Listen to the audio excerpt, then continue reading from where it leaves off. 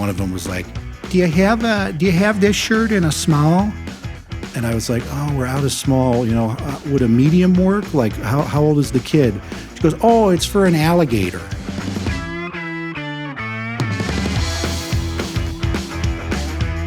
All right, we're here on the Midwest Legends podcast with Billy Doucette, also known as Billy Deuce. Billy, welcome to the podcast. Thank you. Glad to be here. I appreciate you coming on, and we're going to get into a little bit about your involvement on the Charlie Berens tour, your life in the Midwest versus your life on the East Coast, and some cool stuff like that, all right? Excellent. Let's do it. You were one of Milwaukee's most eligible bachelors, right? Oh, yes. And then, like, Richie got you to be on some of the dating shows and stuff like that. Yeah. And you were a very good sport about that. But I recently heard that you're off the market. I am. I have a girlfriend now. And I just want to say that AI is great. She's very realistic. No, she's real. She's an actual human being. No, it's good. Yeah, I've been dating her for like 3 months. I went on the Hinge. I did the Hinge Did thing. you?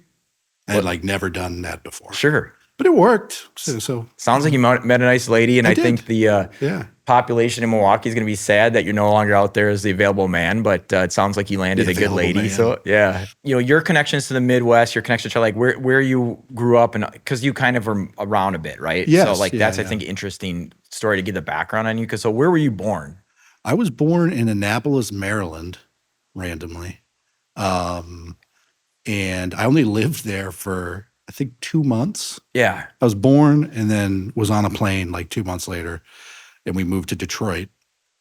And then I lived in Oregon, Pennsylvania, Wisconsin, Massachusetts, back to Wisconsin, back to Massachusetts. Yeah.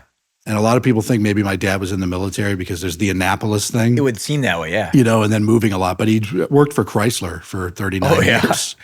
So just like corporate relocation stuff. But yeah, like looking at the Midwest questions, I was thinking about, I suffer from a little bit of like an imposter syndrome. Yeah. Because, you know, it's hard to really, sometimes people will question your authenticity when it's a regional thing. Right. Like territorial, like less so in the Midwest, but like when you say you're from Boston, a lot of people will be like, they really want to test you. Yeah, they want to make sure you are authentic Boston. I think the thing with the Midwest, we're pretty open to like adopting someone and not judging them as are you true Midwestern? If you've lived in the Midwest, I think you're Midwest. Like that, you don't have to be born here. You don't have to live your whole life. It's like you've been in the Midwest at some point for a while. Yeah, you're Midwest. It is. Yeah, it is. Unless easier. You don't want to be. It is. No, I mean, and I lived here as a kid, so I always liked Wisconsin a lot.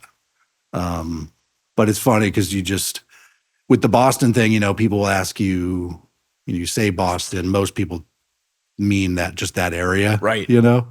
So, and then, you know, I moved to Massachusetts when I was like 14. So like, that's pretty young. And I was there for like 22 years or so. Yeah. So you have some Massachusetts connections for sure. Yeah. Right? The bulk of my life I was living there. So. Well, I think that's what makes your bits too, where you have the Midwest stuff, but then you bring in the Boston stuff, and it's fun. And you do a really good job, obviously, with the Boston, bringing it in. You know, like a lot of the accent stuff, because I don't really have an accent, is just based on my grandmother's. Sure. And it's funny because it does speak to people because there are sort of generational accents, like the old school Boston accent of people who truly lived in that area, grew up in those, you know, Irish Catholic neighborhoods, like, it's an older accent, and it sounds a little different than the Boston accent today. Sure. It's almost like they say certain things that are almost like a little more English sounding. Okay. Like one of my grandmothers says bath, like I'm going to take a bath. Yeah. That's an old Boston accent thing. Right. It's like a transatlantic, like they're trying to sound a little fancier. Right, yeah. You know? But so a lot of people will comment about that, and they'll either say this doesn't sound right, and then somebody will kind of come to my defense and be like, actually, it sounds exactly like someone over 70. Right, it depends on the generation, right? Yeah. Well, and so when you first moved to Wisconsin, how old were you at that point? That was halfway through 7th grade. Okay. So however old you are then, I moved from Philly to Wisconsin. Yeah, you're probably like 12. Maybe like 12. Yeah, somewhere in that range. And then how long did you end up living in Wisconsin before you moved again? I was here for about 2 years. Then we moved to Massachusetts for 1 year.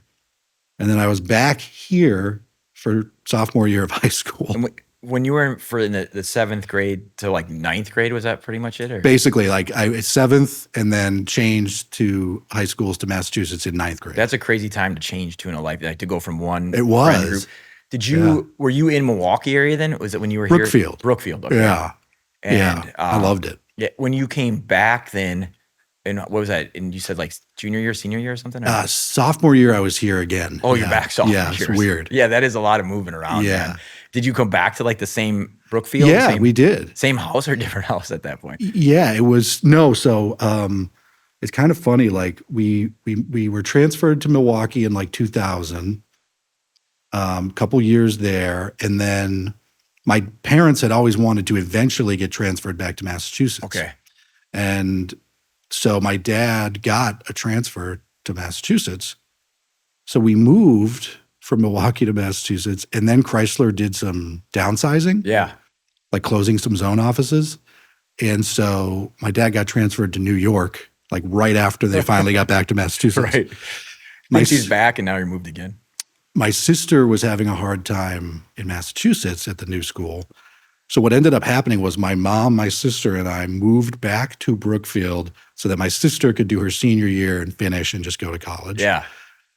So we had me, my mom, and my sister living in an apartment in Brookfield, about a mile from our old house that had been sold. And then my people are renting our house in Massachusetts because my dad now lives in New York. Jeez. In an apartment in New York. So it was the weirdest year ever. Like people were living in our house. We were here. My dad like is pretty frugal. Yeah. So his apartment was like the most basic New York apartment. So sad because he would be there for most of, he was living there. Yeah. And all he had was like an old lazy boy and like a shitty TV and like nothing else. It was so funny. Which was a big sacrifice for him to like do that. Oh, I bet. But then we ended all back moving to Massachusetts. When you moved here because I mean, you'd been around the country a little bit and you moved to Wisconsin, Brookfield in 7th grade. Like, what was your first thoughts of being in Wisconsin? I mean, it probably depended too when the season you came, but. Yeah, it was funny. Like, people's perspective of Wisconsin, it's probably changed because people have more access to stuff. But, a lot of people, wherever they live, their world kind of ends, whether you live in California. If you never leave, you kind of think you're the center of the universe. Sure. So like Boston is no exception. So like I always thought growing up, like Wisconsin, like what am I going to do? Like milk cows or raise chickens or something? And that's exactly what a lot of people thought of it. When I moved to Massachusetts from Wisconsin, people were like, Wisconsin, what was that like, Yeah. And so I had that expectation when we moved here because I remember flying into General Mitchell and like we flew over a bunch of farms with like cows and sheep and lambs and whatever. And I did have that attitude like, oh man, we're moving to like nowhere. Yep. And I was quick to pick up on the fact that there's quite a lot of civilization here as well. And I grew to love Wisconsin very quickly. Like I really loved Brookfield.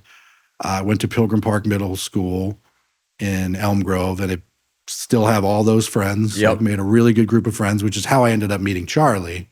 Is that middle school or from the? He went to Catholic school. Yep. But because I was friends with those kids from that town, they knew a lot of the kids from sports or being neighbors or whatever. So Charlie was kind of part of that group as well. So that's actually how I ended up meeting him. Back when you guys were middle schoolers? Is that when you? Yeah. And then we became closer friends when I moved back because we were 16. So we were starting to do naughty things. Yeah. Well, that was going to ask you too. When you found out you're moving back to Wisconsin, were you pretty excited? Or I was psyched. Yeah. I mean, I ended up loving Massachusetts, made a great group of friends, but at the time, like I was really struggling with transitioning into that high school too. Yep.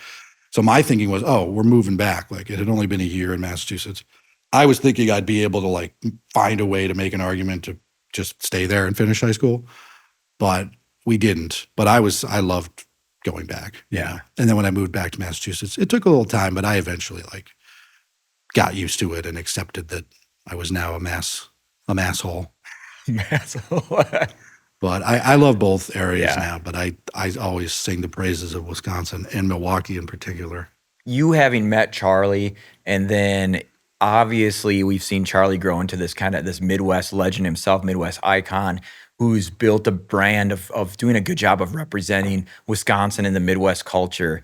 And I think what is cool is, so you were Wisconsin transplant back and forth, but then he brought you into his content, and it's been fun because you have the ability to, like you said, you were part of the Wisconsin culture. I mean, you still are now, but you've also been other places, and so you can kind of poke fun, like looking at it from another viewpoint, whether like an East Coast viewpoint or wherever, right? Yeah, I kind of have a foot in both worlds, and it is just a funny juxtaposition. Like culturally, people are different here. Their sports allegiances, their food, their like hobbies and activities.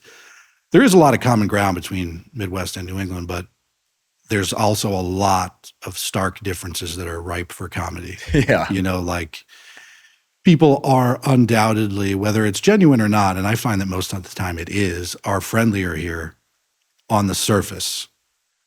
On the East Coast and Boston in particular, there's definitely a lot of like, angry, true assholes, but there's also people that they're just a little gruff on the edges, and you just got to start to get to know them, and you realize like they're just a little more direct. Right. Well, and I've watched some of the stuff that you and Charlie did, and you had the one where it was like a cop, I think like in Boston maybe, or Massachusetts versus a cop in Wisconsin. Yes. And I thought that was pretty funny. So, well, I base my cop characters off of like the worst type of dude to be a cop in Massachusetts. And when you get a cop in Massachusetts who's just not a happy guy, it's just the funniest thing because they're just right to 10. Yeah. The accent, they're a little bit condescending, smart ass, like, it's funny, actually. Like, I've had some run-ins with the law enforcement in Massachusetts. Nothing serious, nothing where I'd need to call you or anything. All right.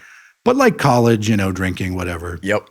Like the Massachusetts State Police are just like, it's something else, man. Like, you don't want to go scary. Yeah, you better be careful around there. It's going to go from 0 to 100 real fast. You land at Logan Airport, you go outside, it's mobbed. There's troopers just screaming at people because nobody knows what they're doing. That's a great example of like Boston versus Milwaukee. Like Logan Airport, you're going to need a Xanax. You're going to need a couple of beers. Milwaukee, sometimes you show up and you're the only person there. Yeah. It's like, there are actually planes flying out of here today, right? It's literally my favorite airport in the world. I always speak so highly of General Mitchell because it's just so easy. Like I'll pay like an extra $200 to fly out of there instead of Chicago. And I think how you're pointing out the difference in police, obviously you guys are going to extreme stereotypes with the Wisconsin cop and the Massachusetts, but I recently was pulled over in a small town in Wisconsin, and there's like a speed trap, right, where it goes from 20 or 35 to 25 at like one intersection. And I knew that, but I was like, was talking to my 15-year-old and just missed it. I'm already slowing down, right? So I'm down to like 32, but that's obviously not 25. Cop pulls out and hits me, and he pulls over and he goes, "What, what you're doing?" I was like, "Yeah, I think I missed the speed trip." He's like, "You did." But the total like, hey, it was like a joke, almost like, yeah, that's there for that reason. And then he pulled me over, and then he's asking about where I live, and we're talking about the movie theater, and we're talking. It was like really folksy, and he gave me a verbal warning because it was kind of like, it wasn't a big infraction, but it was to that point of it was. I almost felt, and guy was super nice. It was like he was bored, and it was fun to pull me over. One to remind me, hey, there's that speed trap, switches over, but also like I'd like to shoot the breeze for a little bit because I'm sitting in my squad car and it's getting boring tonight. Well, it's funny because like with Massachusetts cops, it's the same thing. Like a lot of the time, and same with civilians, you think they're angry, you think they're pissed off or not nice, and then once they're done like being that way, they kind of like try to make it up to you, or they're like, so a cop can be like, like, what's the matter with you? Like, you never driven a car before? Like, you didn't see that stop sign, blah, blah, blah. Then he comes back to the cruiser, and he's like a different guy. He's like, all right, listen, I'm going to cut you a break today. Like, I know you're kind of stressed out. Like, don't worry about it. You're like, who's this guy? Why couldn't you have started like that? Yeah, I would have liked this right from the get-go. They come back, I'm like, is this the same cop? Yeah. I think they just kind of establish like that vibe, and then once they know they figured out the situation, they're not in danger, whatever, then it's like a different person comes up to the car. Well, and it's funny because a lot of us that are watching the content haven't been maybe in that situation in Boston or Manchester, but we can picture it maybe from movies and whatever. Oh, yeah. But then on the other side, we can definitely picture what Charlie's talking about. So it's like you're telling us what it's like there, and we're like, yeah, that sounds about right. And it's very, very funny. And I think that that's one of the things that I like the Midwest content that you guys do together. But when you bring in that other, we're kind of comparing Midwest to something else, I think that's just like comedic genius, because it's like a lot of us, we try. It's not like people in the Midwest don't travel, but we wouldn't know, I think, for the most part, what it's like as much at the airport and stuff. But you're like telling us how it is and how it's different in this funny way, and we're like, yeah, that makes sense. So yeah, it's also funny, like for folks that don't travel a lot or didn't move. It's understandable. You wouldn't if you haven't had the opportunity to travel as much, as a lot of people don't. You might not know as much about different regions. And I've had people very recently, and no judgment on them, that don't quite understand what New England is. Sure. Like, I think, one person, maybe this is a little extreme. They may want to read up a little bit because they thought it was a state. But aside from that, a lot of people don't know what states like comprise New England. A lot of people think New York is part of it. Sure. And I'll tell you two examples of regional ignorance, to be fair to both groups of friends. But like, one friend of mine from Wisconsin came to visit me recently on Cape Cod because he'd never been to New England. Okay. So I was like, we'll go to Cape Cod. And I took him all over. And when he was talking about New England, he goes, I've never been to New England. I've been to North Carolina. And I was like, all right, well, that's like saying I've never been to Seattle, but I've been to, the Baja Peninsula or something. Like, it's all East Coast, right? Even though one's like way south, right?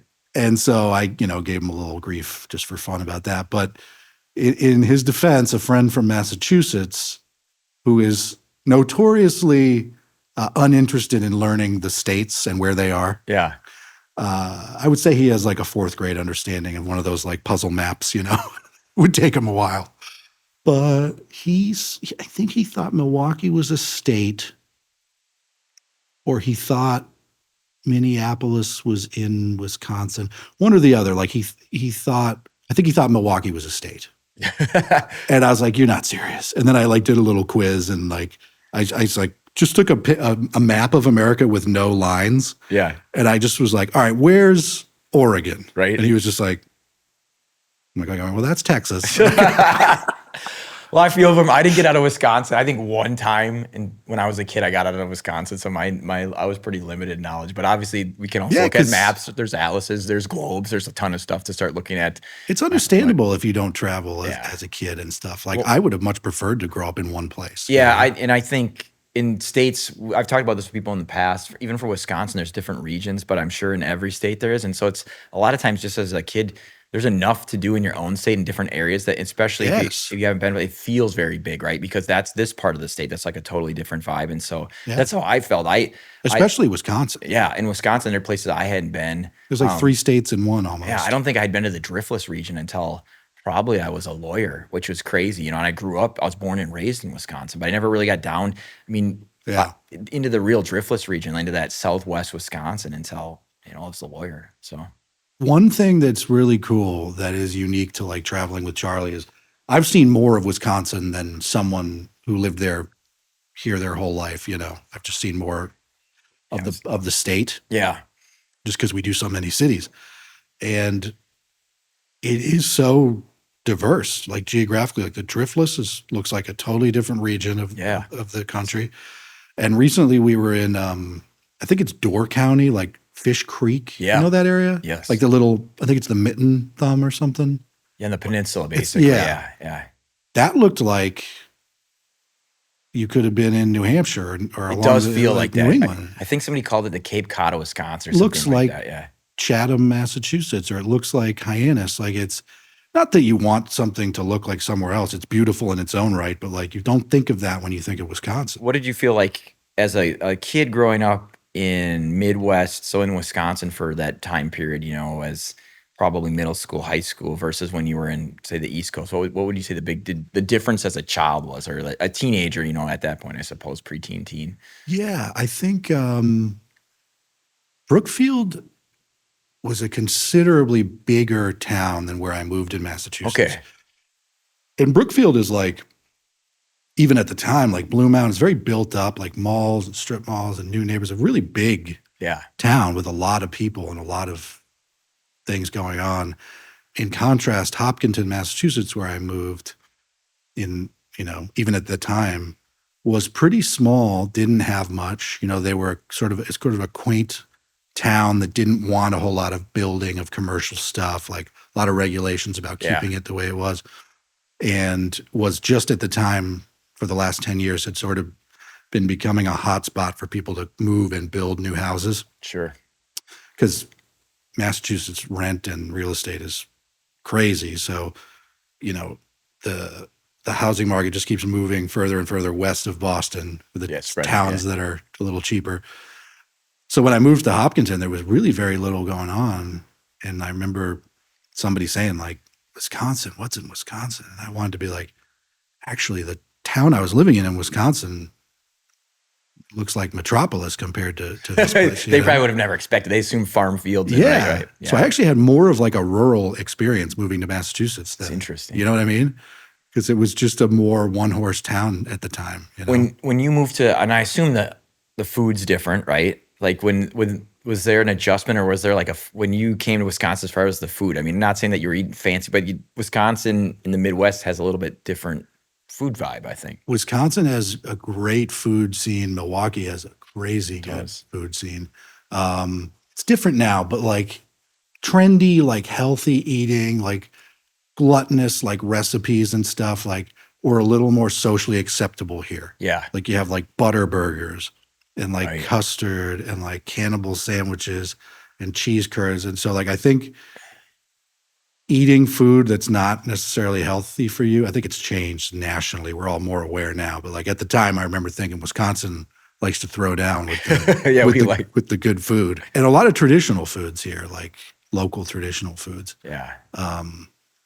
New England, it's like a lot of Italians and a lot of Irish. So there's, a lot of that kind of stuff going on.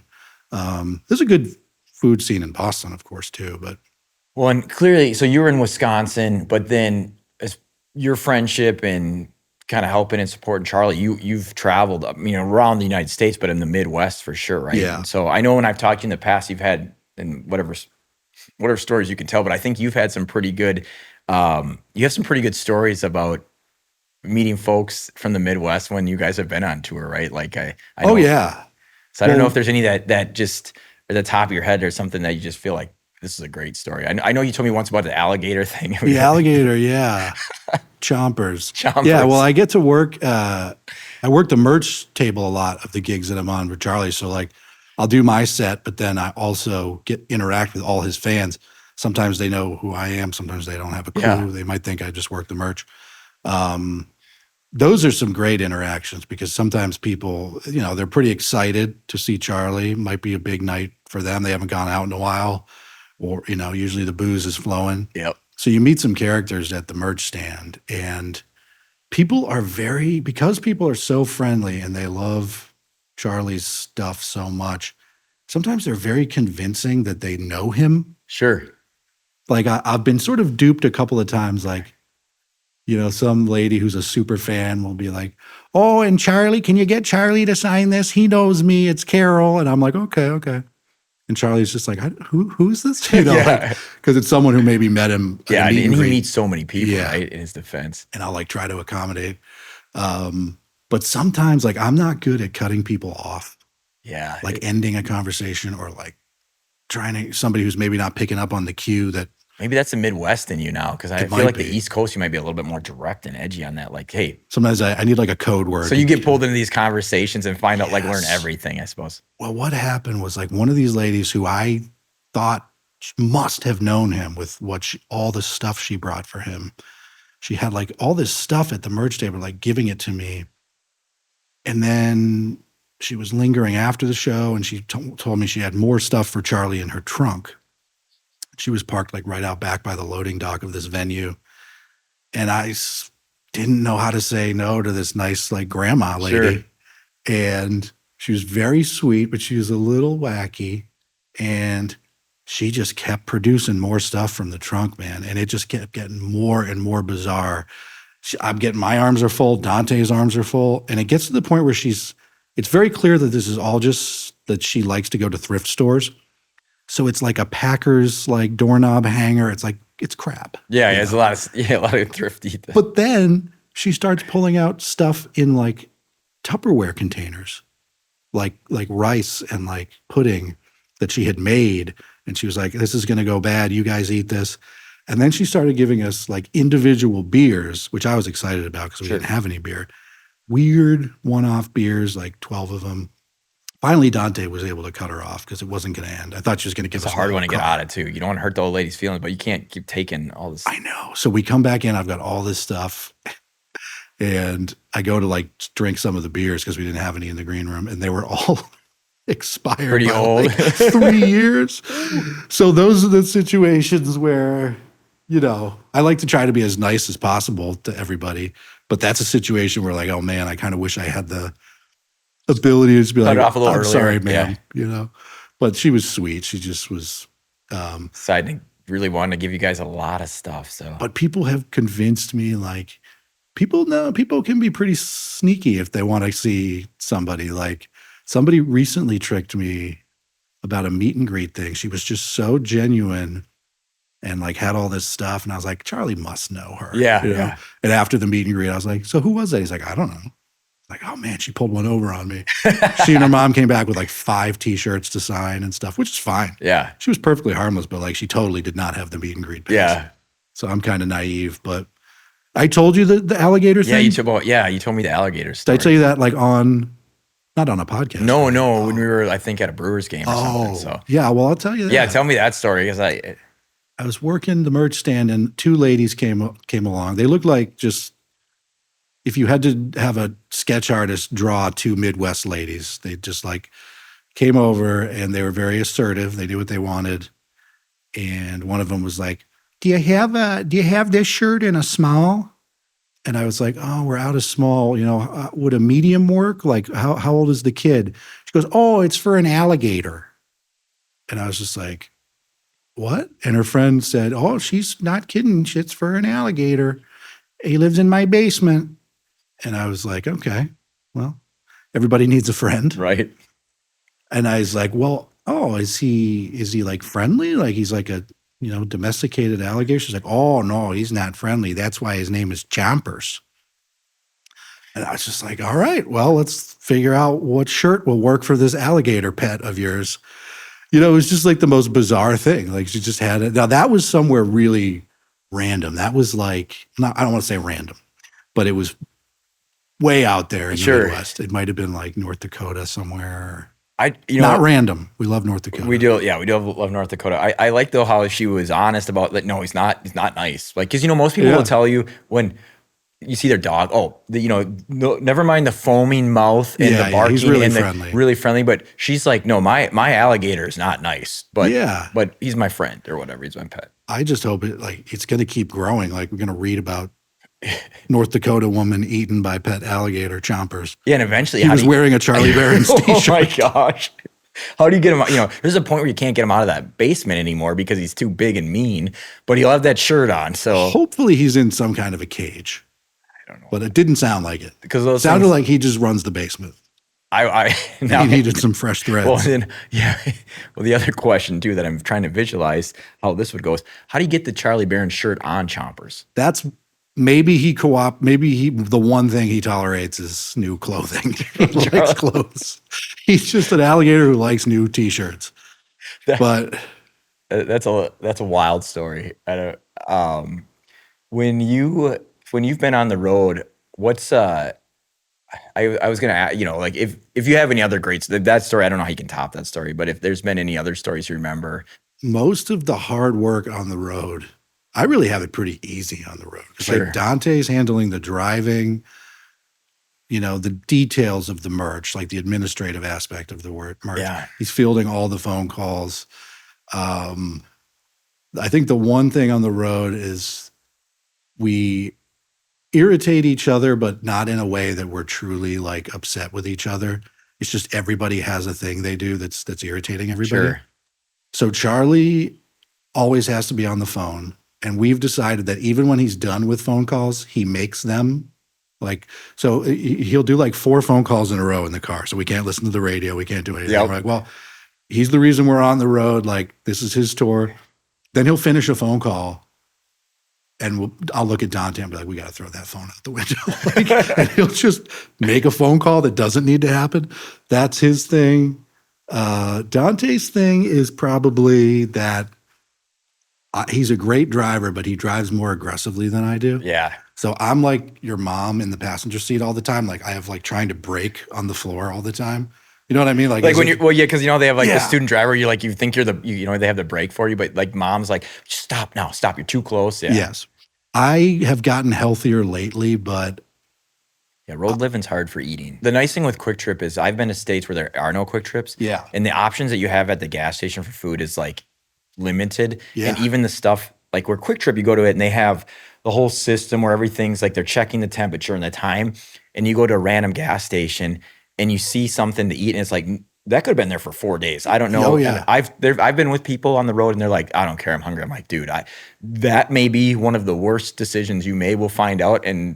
But that's the hard part on some of those random gas stations. And places. Yeah. And there's like Kwik Trip. Kwik Trip's pretty amazing. I mean, the regions have like their different, the South, like Florida, Pennsylvania have Wawa. Yeah. Kwik Trip is definitely like the best Midwest one because they have a lot of options. You see the people bringing the food out fresh. They got it down. You're not going to get a sandwich that's from last Christmas. Yes. And if you want to eat healthy, you can get a sandwich, you can get fruit. If you want to be bad, you can go to the hot bar and get burgers right. and stuff. You get a chicken sandwich. They have like, they have all kinds of the yogurts and the string cheese and the meat. And then, but what I really like there, because I have a caffeine problem, is all the coffee options. Yeah. And then I don't know if you've noticed this, you probably have, but they have like a blending machine now where you can get like a frozen coffee drink. So like because I drink too much caffeine, but you get to a point where you just don't want another coffee, right? Like I love coffee, but it's too much for the day. Yeah. The problem with that is then that allows you to have another caffeinated drink at like 9 o'clock at night when you're on the road versus like, where you may, because your stomach's like, I don't want any more coffee. I don't want hot coffee. But then you grab one of those and have like a coffee shake. You can make like an iced coffee, like a blends frap. It. Yeah. It's kind of like that. It's my kids love them. I got them into them because they have like the non-caffeinated, like the glazer flavored, whatever. But they have. I know the machine you're talking about. So I even did that last night on the way here. So that's kind of that's been helpful for me because I spent a lot of time on the road. But they have the option, so you can get like beef jerky, right? Beef jerky, cheese, whatever. But also they have a whole section. You've probably seen it. Now if you're on the healthy kick, there's a whole section on like protein bars and healthy bars and stuff. Yeah. And that helps me a lot because I had to like kick a pop habit myself too. The Mountain Dew used to be kind of a weakness for me. I have a you said pop. Yeah.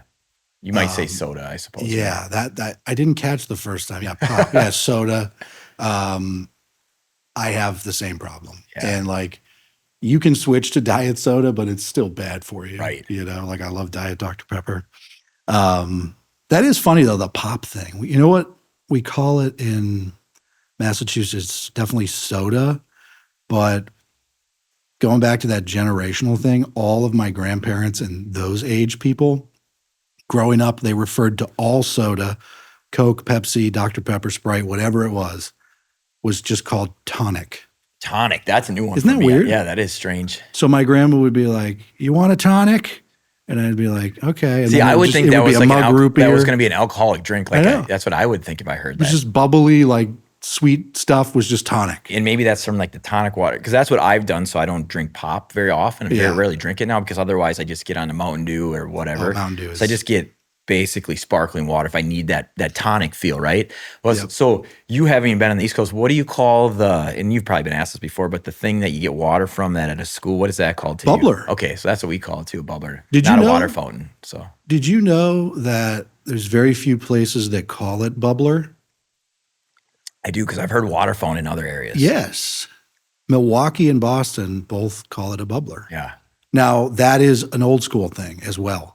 So you will meet people in Massachusetts who have never called it a bubbler. But I hear it there and I hear it here and nowhere else. Like in Philly when I grew up, water fountain. When I grew up in Green Bay too, so we called it bubbler, but then we also had in the school that I went to, there was those big like half moon sinks where you'd put your hands Yes, in. you step on it, you get the powder soap. And they called those bubblers because the thing was, if you were underclassmen, you get thrown in the bubbler. And the first time I heard that, I thought they're gonna throw you in the bubbler, but it was like, no, they call that the bubble. That's a different bubbler you don't want any part of. But thankfully, I never got thrown in. Some of my friends did, but it's one of those things where you kept your distance from that bubbler because that bubbler was not where you wanted to be. So, yeah, I never got the classic bullying. I never got a wedgie. I never got a swirly. No. I was never giving them out either. I managed to sidestep the bully nerd community and just walk a line, That's a smart move. Yeah. Smart move, veteran move. And especially, when you're moving from school to school, that's a hard line to move because you don't know where you're getting in. Just kept your head down. Well, I think I just tried to be funny. That does help. I think I was sort of funny, but I also played into that because I'm not a good athlete, never was a good athlete. I know now you're in the Midwest, but do you have what's an iconic Midwest story that when you think of Midwest, That's a good question. Iconic Midwest story. Pertaining to myself? It's something that either you've been part of or you've seen, something that when I ask you that this is what comes to your mind. It's funny, in terms of iconic Midwest story, because I'm not like a sports fan at all, but New England or otherwise, just not really a sports guy. But because of the reverence and the loyalty to the Packers and the sports teams in Wisconsin, I feel kind of bad because I'll get to see a lot of really epic, iconic stuff behind the scenes because I'm following Charlie around. Yep. And so I've gotten to see stuff at Green Bay that people would probably kill to see. Right. And it's kind of lost on you. You know what I mean? Yeah. It's like, you're happy to be there, but to you, it's not that big of a deal. I mean, you recognize it's like, this is a cool thing, but it's like not to the person. It's like if somebody's dream was to go to Paris and see the Eiffel Tower and I'm just next to the Eiffel Tower, like, where are we going for lunch? It's, of course, Green Bay is amazing and it's cool to see, but some of the stuff I've gotten to see and people I've gotten to meet because I don't necessarily know as much about the Midwest and don't have these childhood nostalgic allegiances to things. Like sometimes I'll be somewhere and somebody will be like, "Do you know who that was?" I'm like, "No, who was that?" What about? Because I'm sure when you guys are on the road, you've hit up at some point, and there's the Bellied Up podcast that does part of it too that you've been on. But Midwest dive bars, is there anyone that sticks on your head or a bar in general? Yeah, dive bars. When I first moved here, because of where I am, I was going to Kelly's Bleachers a lot, which is sort of by the ballpark, and Dugout 54. I was going there a lot when I first moved here. But my favorite place to eat bar food, I think you could call this place a dive bar, like the original Sobelman's. Okay. Have you ever been there? I don't think I have. It's a dive bar, I guess, but they're known for their burger is like really unique. They had a few locations and they ended up closing a couple, but the original is still there. And that's been my favorite, like forever. Sure. So on my birthday, I'll go to Sobelman's. You get a burger from that? Yeah. It's just called the Sobelman. And it's just a really unique burger. I don't know what it is. The bun makes it unique. I think you can do the Sobelman, the double or the triple Sobelman. That's the patty. Which way are you rolling on that? I've gone triple, but you got to cancel your plans for that evening and the next day.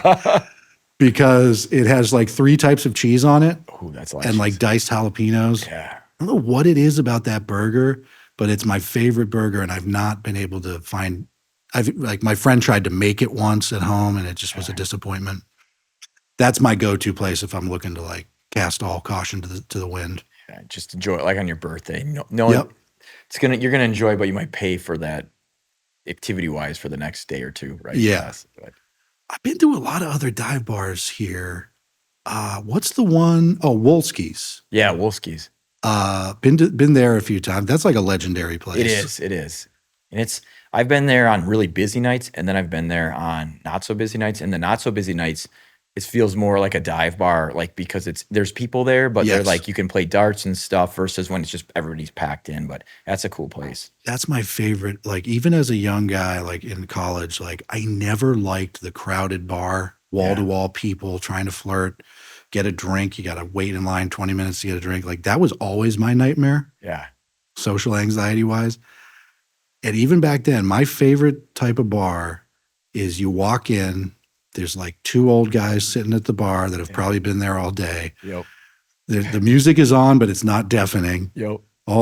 There's just, you can get a drink anytime you're finished with your drink. Like, I love that. You can talk with your friends.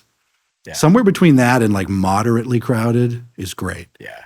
But like, I hate when you go into a place and it's like, and like you're trying to get in and somebody's like ID and I'm like, dude, I'm 38. Yeah, look at me. I don't need ID. And it's hard to get the drink. And then you have to make the decision of like, man, if I got to go to the bathroom, but if I go, then I'm never going to get back for another drink. Yes. And like that is. And the bathroom is always like terrible. There's like a toilet, just like in the Army, like there's no door, you're just like, oh, there's the guy using the toilet. Or like the urinal is like facing a door that doesn't close all the way, that looks out into the bar. You know what I mean? It's awkward, right? Yes. I like a place that's not super crowded. We had a like perfect scenario recently on the road. I wish I could remember what town we were in. I want to say it was maybe Mineral Point. But like somebody who Dante knew somebody at this local bar. And it was like the Midwest dive bar. Yeah. We went in, there's one bartender who's probably drinking as much as the people he's serving. There's maybe 6 people in there. They're watching the Packers game and all of the lights are off because the AC doesn't work and they think it'll keep it cooler. So it just looks like a closed bar. Love it. They're not interested in turning the lights on during a Packers game for have business. They'd rather it was like a private thing. You know what I mean? Yeah. And everybody was just doing shots and they had the, what's that thing where you like slide a thing down a long table?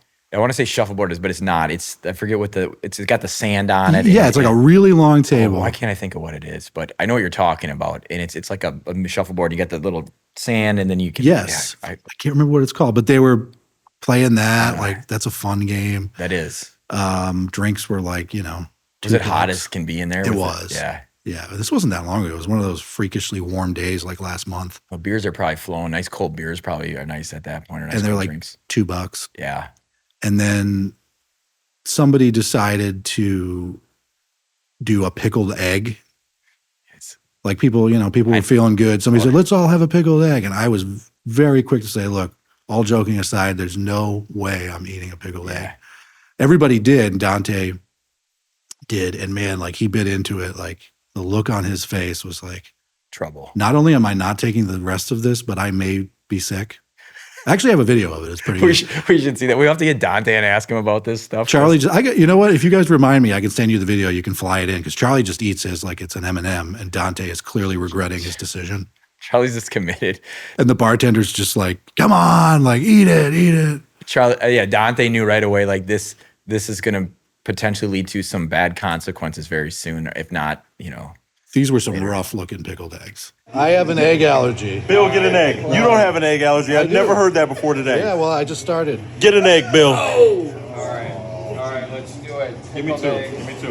Who's going? You guys aren't in? All the boys. Eggs for the boys. Charlie, You want an egg, man? I'm good. Come on, Marcus. Eggs for the boys. Both of you guys are taking me off right now. Who wants If you salt? want me to have I don't one, need any. I'll have one with you. All right, we ready? want it. You need it. You want it. All right, cheers. Birds of word, tap the bar. Oh yeah, Only the finest. good protein. Go pack, go. I've been to some bars where you look at them and you're like, huh. But then once the beer's flowing enough, people think that now, that caution's gone to the wind. And I just always think to myself, like, I'm not really interested in that anyway. Right. But I know that maybe based on the drinks that I've had already, I just need to, I'm probably going to have a rougher morning tomorrow. I don't need to add that into the mix. So No, God, no. Especially, I mean, like you have to sleep next to someone who has to tolerate that. Yeah, I suppose. And you guys are all piled when you're driving together, right? Yeah, like you're in the van. Egg consumption is discouraged on the road for sure. Yeah, you guys get to know each other pretty well, I suppose, right? But I have a joke like when you're riding around with 4 guys in a closed-in truck around, farmland, Wisconsin, rolling the windows down to smell cow manure is actually refreshing at a certain point. Yes, because of this. When you're in the car with 4 guys. When you guys are staying at hotels, do you guys bunk up in the same, or do you get? No, thank God. Okay. Because that might be too much of you guys being together all the time, right? I think we're too old. Like, I think if we were all in our 20s, we could manage. Yeah. But I think we're all too old. Dante's much younger than us, but like, he'll be the first to tell you, like, you got to have your own rooms when you're dealing with. You need a break, I think, right? Yeah, you just need a little bit of break because you guys are buddies. You don't want to end up at the end of the tour wanting to like strangle. Exactly. It gives you some space, gives you a little reprieve. And a lot of us have annoying habits. Like I snore really bad. Sure. Which works in my favor because most people know that about me and therefore would not want to share a room with me. So like, I guess early on, Charlie was trying to be a little more frugal about the rooms. So like they would stay at some rough places. Sure. And there was one time there was some confusion about how many rooms they needed. And Dante ended up having to share a bed with some guy. Wasn't me. He knew the guy. I think it might have even been Dude Dad. Oh, really? It might have been Dude Dad. But I think they had a couple experiences with crummy hotels where they decided this is not worth it. Dante's a trooper, though. He seems to always jump in when he's needed, right? Like he'll do what he needs to do to get it done. But and at a certain point, some battles are not worth fighting. So we've accepted, let's just get good accommodations. Yeah. Because we stayed at a La Quinta once in Naples, Florida that was like, I'm pretty sure we all got the black lung from. Like the rooms all smelled like mold. Yeah. They were gross. That the problem is when you just want to get a good night's sleep too. And it's like, the thought is I just get a basic bed and it doesn't matter. But the problem is with some of those ones where you're paying, there's longer term maintenance and cleanliness issues when you're paying that really cheap price. Yeah. It's not just a bed anymore. And so, yeah, the bed is a bed, but it's not always the same. And I was actually on the road once and my cousin who works with me was with me. And I got a special room that I want. I don't know. It wasn't much. It was like a different little bit of an upgrade. And so, but they gave him the room and, we get there and he's like, no, you just take it. Like I'm with you, whatever. And he said, I'll take the other room. And so I said, are you sure? Yeah. He's like, no, it doesn't matter to me, just a bed. So we go down to the one room that I was supposed to have and that he had. And it was kind of like a weird room in a weird corner. Right. And he's like, it's a room, whatever. And I go to my room and it wasn't that much better.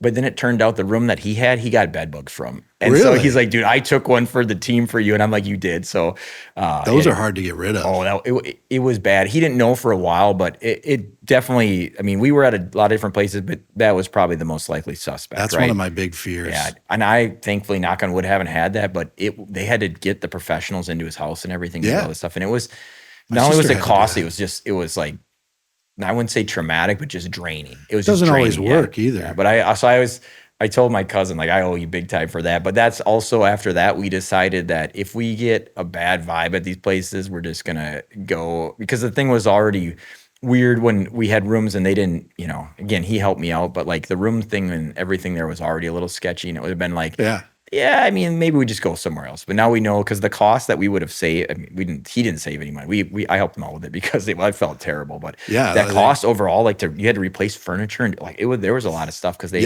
infested it so bad. Fumigate, like you have to fumigate. They like jack the heat up. So tell Charlie that story when he's like, hey, Bill, I think we should save some more. It sounds like he wouldn't do that, but he's like, nah, I'm going to tell you a story about bed bugs. Stay at the Motel 8. Yeah. No, we haven't gotten any, thank God. Like that's a thing. And you really have to be careful in like New York City and certain places. Yeah. But man, as far as picking anything up from a hotel room, I don't think that's happened to us yet. Yeah, it's just getting a good night's sleep is helpful. And so I usually will spend a little bit more in a hotel room for the same reason because I've tried it different ways and it's not always worked out. And we went to Fargo, one of the lawyers and I, and he got the room. We booked the wrong hotel for some reason. So to this day, we got this really rougher truck side hotel.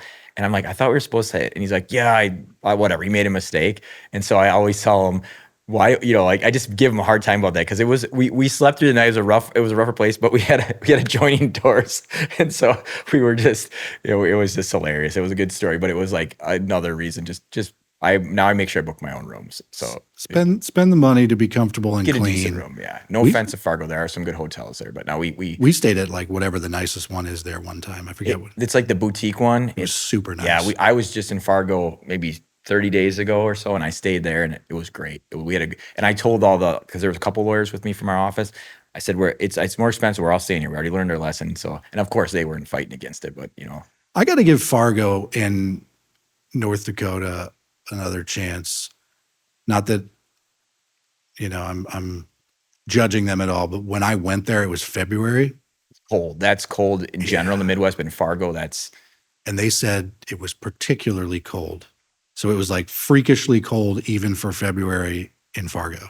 Fargo is, if you go to Fargo in the summer or the spring. That's what I want to do. If you should, because also like, I like to run and things, but you can go down and run by the river, and it's really nice when outside of the cold winter. But I really like Fargo, and then Fargo's got that historic part to it, and that hotel you're talking about is kind of blended into it, and I've enjoyed Fargo every time. That one time we just had a rougher roadside motel, but I want to see it in the nice weather. I want to go to Fargo in the summer. And if you go into Fargo, if you ever want to go further, Western North Dakota gets pretty much like Montana, but you can get out to a place called Valley City, these big valleys, and it's like the name says, it's kind of cool. It's just a different vibe. So that's what they were telling me, because the drive, we did drive that one. So Milwaukee all the way to Fargo was 12 or something hours. That's a hike. And it wasn't a super interesting drive. Sure. But people were telling me in Fargo that a little further, if you keep going west, the state does kind of start to look different, and you'll start to see some of that. And I think it's that, but that state is a hardy state. Obviously Miles talks about it, but in the winter, that's wild. It's wild. I've been to his production building and stuff. It's really cool. Yeah. And he does a good job representing Fargo, and I always like his stuff. But Midwest legends. So obviously we have people on here because it's Midwest legends, and I think you and Charlie and Dante and that whole team, and I really think you guys are all Midwest legends, because I've told Charlie this, the way that he and then Miles later as well have made Midwest culture kind of a pop thing and an interesting thing. And people now talk about our culture different than just how, for example, when you were in Boston or Massachusetts and people are like, oh, that's just farm fields. There's a different thought about our culture, even where people now are interested in living there. So I think you guys have done this brought a lot of interest to the Midwest, and I think not only there's funny stereotypes about Midwest people, but also just I think people look at it and it's kind of cool. Yeah. So you having been lived in the Midwest on and off, back in the Midwest, are there anybody that when you think of a Midwest legend, what comes to mind? I think one of my biggest heroes is Chris Farley. Yeah. As far as a Midwest comedy legend. Yep. As a kid, I just loved Chris Farley. As a young kid, anything he put out, I wanted to see. I never missed Saturday Night Live when he was a cast member. I just worshiped that guy as a kid. And I believe it's from the Madison area, that family, I think. And he went to Marquette. Yep. So very much a Wisconsin legend. And he was a camp counselor up in Minocqua too. So he was around Wisconsin. Yeah. But somebody was just talking about this not too long ago. And also, his stuff was funny when we were kids, but it's still funny now when you look at it. He was a different level comedian. He was just so animated, and you could tell he was just a really sweet, nice guy. He was always on, always being funny, sacrificing, just giving it all for comedy. Well, and I think he did a good job with the self-deprecating comedy. He did. Right? He did a really good job of, I think, and you were talking about that too. I think sometimes that disarms people because you're making fun of yourself and they're enjoying it. He's a sympathetic character. You kind of feel bad for him. And, it's a tragedy that he died so young. I think he was 33 or 34. Okay, yeah. And he actually died on my 12th birthday. Really? Yeah, I remember being really bummed because at the time I was a fan. He died on December 18th. And it's one of those things with Chris Farley where you would love to have seen what he would have done, because movies and TV changed so much. Right. You got guys that were in comedy that are doing dramas now, where you got like comics doing action movies. Like I would love to know what Chris Farley might have done to be a little more of a dramatic role. Yeah, the different roles that he would have taken. Yeah. I'm sure he would have been offered roles because he was super talented, right? And he could be a really like in Tommy Boy, like his range, it was more than just loudness and boisterous behavior. Like he could actually like kind of grab you in a scene and be like, well, wasn't it the point too? Because like he was funny and then he's kind of like a little bit of the village idiot, like, right? But then at the same point, he really pulled you in where you were like pulling for him. You sympathize with him. And I think lovable. he did a really good job that way. I mean, I actually, like one of the few movies I actually will like tear up watching is Tommy Boy. Like after he loses his dad, everything's going, he's like sitting on the dock. Like I'll well up, you know? Like De Niro can't do that to me, but Farley can. So. But he's probably my big Midwest legend would be Chris Farley. Well, that's legit. One of the things that I've asked people about, and I try not to, because Illinois is a Midwest too, but we always, poke a little fun at Illinois. But I'm wondering from your perspective, when you have you gone to Illinois with Charlie for the tour, right? Have you guys gone down there? How is his Packer humor, his Wisconsin humor, even though it is Midwest and Illinois is Midwest, how is that? Have you noticed when you guys are in, like, say, Chicago or Illinois, how does that go? Well, I think the rivalry thing between the cities and between the sports teams and stuff is largely like lighthearted between the Bears and the Packers or whomever. Yep. Whereas some sports rivalries are like legitimately volatile and violent. Well, we have on the East Coast, like Philadelphia. Like the Jets versus the Patriots or Philly, like stuff can get a little scary. And like for the most part, the rivalry here is good-natured. Yeah. And so when Charlie does a show in Illinois or in Chicago, it's a lot of people that are from Wisconsin or are Packers fans, displaced Packers fans. But plenty of Bears fans too, because they dig his stuff. It's all relatable. So it's usually there's just a little more of that ribbing about the allegiances thing, but it goes over great down there. Yeah, I figured it would. I just was curious because it's probably when you're in that territory, it's probably 60% Packers people or Wisconsin folks, and the rest are folks that love Charlie. Maybe they've got a Bears jersey on, but like they're just hoping he'll say something, right? Because they want to, they want to egg him on a bit. Yeah, it's in good fun. There's never any like actual animosity or like heckling or anything. Yeah. Chicago's a cool town. I have a little bit of like PTSD from driving in Boston, like the traffic and the way people drive. So I don't like to drive in Chicago because it brings me back because people are crazy there. It's wild, The driving is insane. Yeah, I think Milwaukee, we don't see that as bad in the driving. Only like within the right downtown.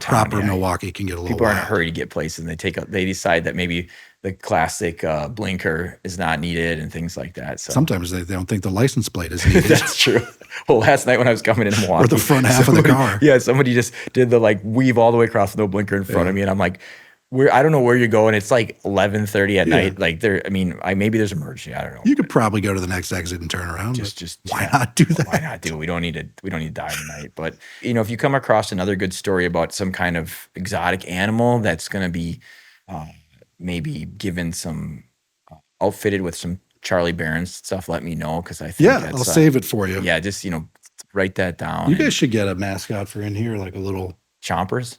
Yeah, maybe something different, like a snapping turtle or something. Squirrel. A squirrel? That could be cool. That's a squirrel. Yeah. When you're sitting there, all of a sudden it jumps on you and you just kind of look at it. Mascot for the podcast studio. Well, I think we can do that. We got to make sure that somebody takes care of it because I feel like it's like my kids. They wanted a puppy, and that's cool for like a couple days, and then it's like, oh, now it's not as cool anymore. It's like fun when I want it to be fun, but I don't want to feed it and take it out all the time. So exactly. The squirrel might be a little more self-sufficient because it's wild animals. So just get a little trap door for him. He can come and go as he pleases. Well, if we get a squirrel here for the podcast next time, it'll be inspired by you. So do it. All right, well, that brings it to a close. Bill, thanks for being here. I appreciate you being on the Midwest Legends podcast. You and the Charlie Berens crew are Midwest Legends. I love what you guys have done. I appreciate your time being here, sharing some behind the scenes, some stories about your life too, living in Wisconsin versus living in the East Coast and everything. So thank you very much. Yeah, thank you for having me. Thank you for giving me the title of Midwest Legend. Well, I appreciate it that you're here, and I'm looking forward to some more exotic animal stories as you guys get back on the road again. So. I'll try to find more exotic animals on the road. All right, sounds good, man. Thank you. Cool. Thank you, Russell. Yep.